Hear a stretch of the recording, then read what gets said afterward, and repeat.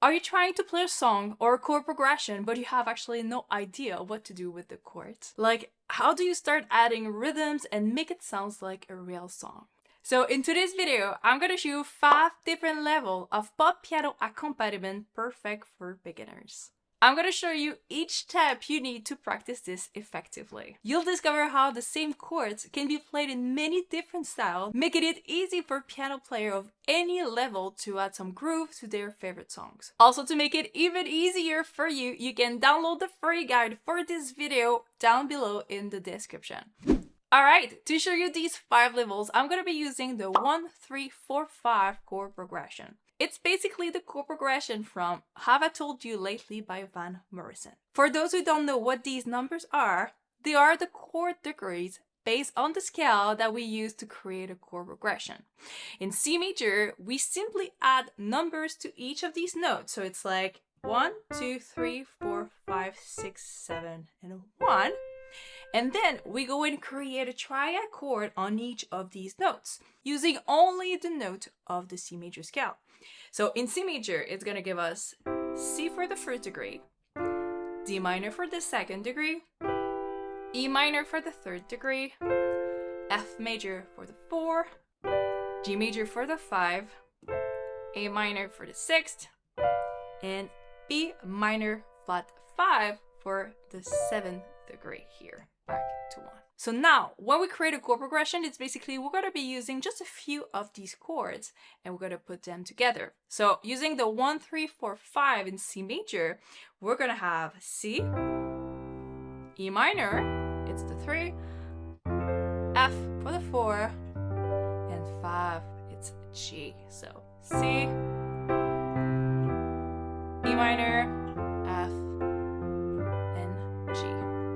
Just like that. So this is gonna be the chord we're gonna be using for this video.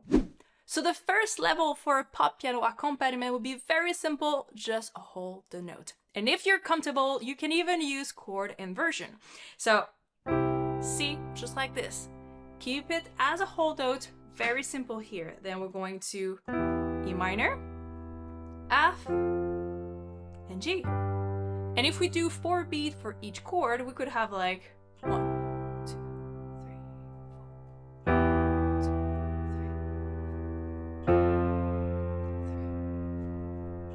like that.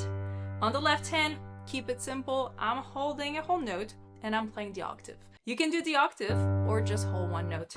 It's gonna work fine. All right. So this is it. This is the first level. You just play the chords, you hold it. You can use chord inversion if you know them, or simply use the root position chord. It works great too. So just have fun with these 4 chords. Just start playing them and holding them. Now for the second level, we can actually start adding some groove and rhythm on the right hand. So I'm going to show you a few examples here of something that you can do. So on the right hand, we could go like very simple and just add quite a note, for example, like 1, 2, 3, 4, 1, 2, 3, 4.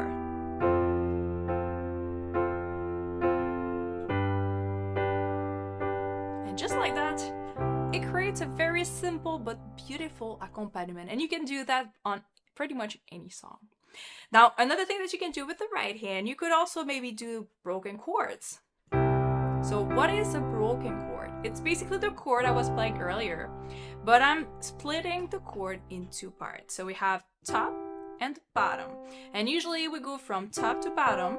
Sometimes you can do bottom to top. It depends on the idea you want to have here, but let's do this, top to bottom, and you keep playing this. I'm gonna be using 8 notes for this one, so it's like 1 and 2 and 3 and 4 and we move on to the next chord, same idea.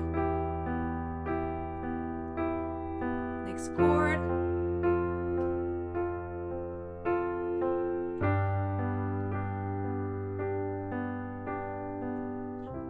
It's very pretty. We can think of Dream On, Don't Stop Believing. So many songs use actually the broken chord pattern. Now let me show you another one, and this one is using arpeggios. So instead of playing the chords together or broken, we're basically going to be playing one note at a time. And for this pattern, we can think about Someone Like You by Adele.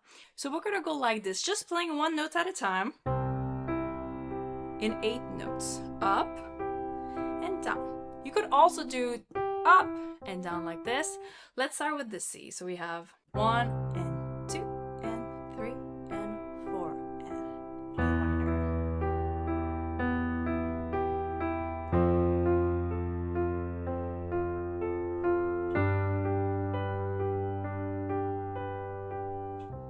It's very pretty, and you can use that accompaniment in so many contexts.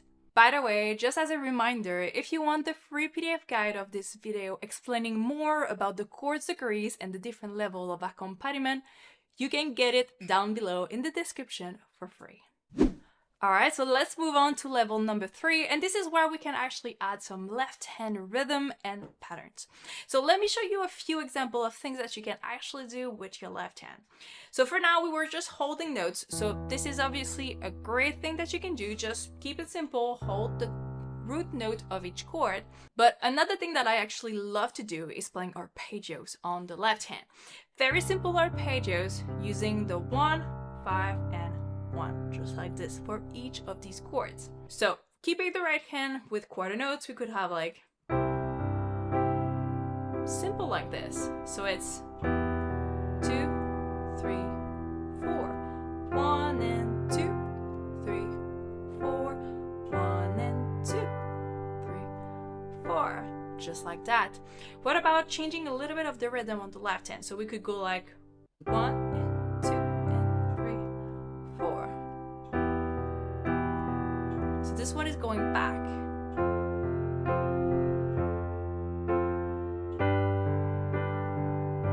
Just like this. So arpeggios on the left are very useful when you want to add something there. Now another one that is a classic one is the dotted quarter note and 8 notes. So it's very pop rock, and we can think about pretty much every bass player playing it. And it goes like 1, 2, and 3, 4. 1, 2, and 3, 4.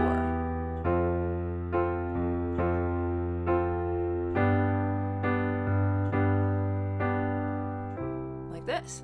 And what is cool with this one is that we can actually change the notes using maybe the 5th of the chord we're playing. It goes like this.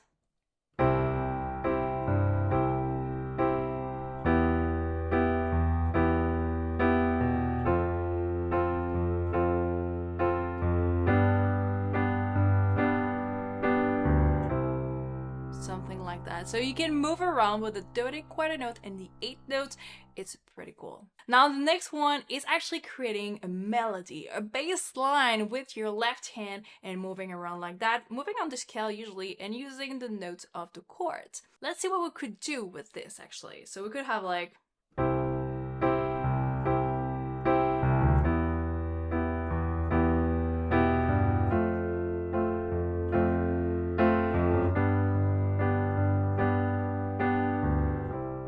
So now you can start moving around, creating something that you can even sing because it's very melodic on the left hand. And this gets closer to what a bass player would actually play in a song. Alright, now for level 4, it's basically mixing what we learned for the right hand and the left hand and creating a whole new pattern. So you have a few ideas. You can do quarter notes, we can do arpeggios, we can do broken chords, or on the left hand we can add the melody or dotted quarter notes and arpeggios. So let's see if I try to mix all of that and create an accompaniment.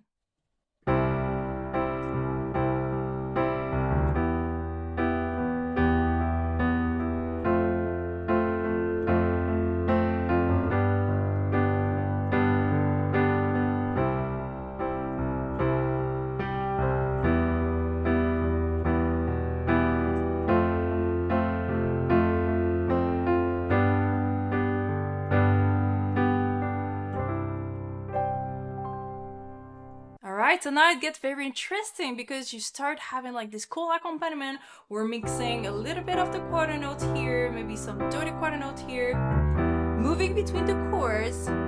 So adding just a few notes, then here,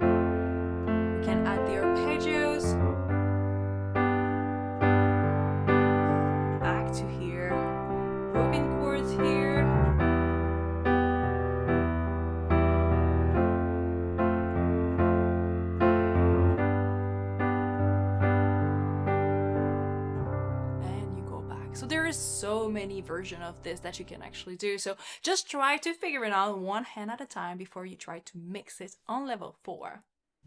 And now for level 5. So for this level, we can actually add some chord extensions, such as the add 9, which is a very popular one in pop music.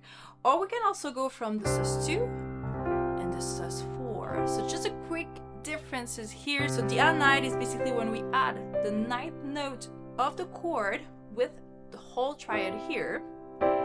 We can also play it on the bottom here, like this. The sus2 is actually when we replace the 3rd with the 2nd note of the chord. It creates this suspended feel here. And the sus4, same idea, but we replace the 3rd with the 4th note here, like this.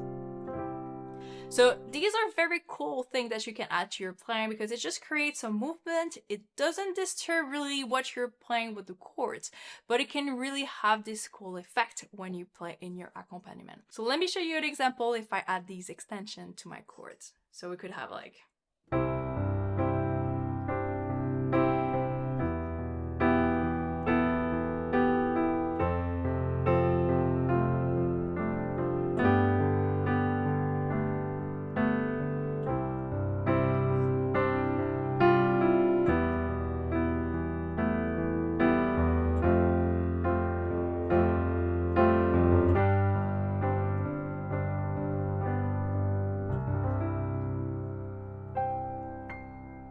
So there you go. It could be very beautiful if you start adding some sus2, going to the major chord, sus4, back to the A minor, sus4, then on F, just adding the add 9 here or on the top.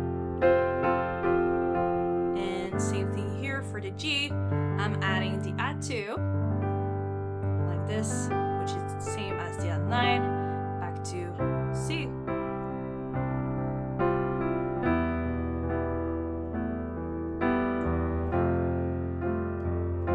What about a sus4 here on G, going to the major and ending on C. So again, so many possibilities here that you can do with these concepts. So just have fun and try adding a few, see what you like best and see how it goes.